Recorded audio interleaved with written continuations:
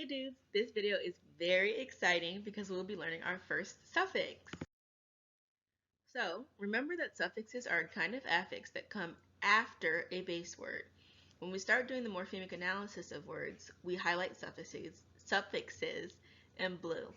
So you can remember this with the phrase sapphire suffixes. Sapphire is a type of blue. So just like with our prefixes, we are going to learn a new suffix and then do a virtual index card. The first suffix we are going to learn is one that has three pronunciations. It's spelled in two ways, but it has three pronunciations. I'll explain the pronunciations when we get to our index card. Our suffix today is suffix s and suffix es. The three pronunciations of this suffix are s, z, and s. Suffix s and s, say that like 3,000 times fast. Suffix s and suffix es mean more than one when they're combined with nouns. So we'll learn what they mean when applied to verbs later on, but now let's get to our virtual index card. Alright, so we know that these are suffixes. Suffix s and suffix es mean more than one. This is when they are added to nouns, which we see in parentheses. For our purposes, we are going to abbreviate the word nouns to N.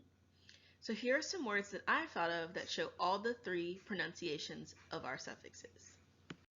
Dogs, this one has the Z pronunciation. Houses, this is the IS pronunciation. And cats, this is the S pronunciation. Now we will review how you know how to pronounce words that have a suffix S or suffix ES. For words that end in S, if the last sound of the base word is voiced, that means you can feel your throat vibrate when you say it. You should pronounce the suffix S with the voiced Z. So you can put your hand on your throat. When you say the Z sound, you can feel your throat vibrate. Here are some examples. Dogs, cars, halls. All of these words have a voiced sound as the last sound of the base word, so the suffix s makes a z sound. So do that, practice that.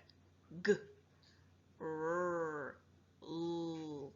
You can feel your throat vibrate when you say those sounds, so that's how you know you need to have a z pronunciation at the end. So words that end in suffix s can also make the s sound. If the last sound of the base word is unvoiced, meaning you can't feel your throat vibrate when you say it, you should pronounce that S with the unvoiced S. When I make that sound, I can't feel my throat vibrate. That's how I know it's unvoiced. So here are some examples. Cats, maps, backs. All of these words end in an unvoiced sound, so they need the unvoiced S sound practice. I can't feel my throat vibrate when I say those sounds, so I know that I need the unvoiced S sound. So finally, words can end in suffix es as well.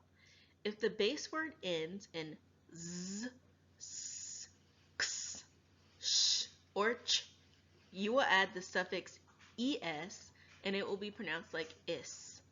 So here are some examples. Words that end in these sounds need an additional syllable to be plural. So you're going to hear two syllables in each of these words. Houses, churches, foxes, bushes, fizzes. All of these are examples of base words that end in sounds that require an additional syllable to be added for the word to be plural. Alright, we learned a lot today.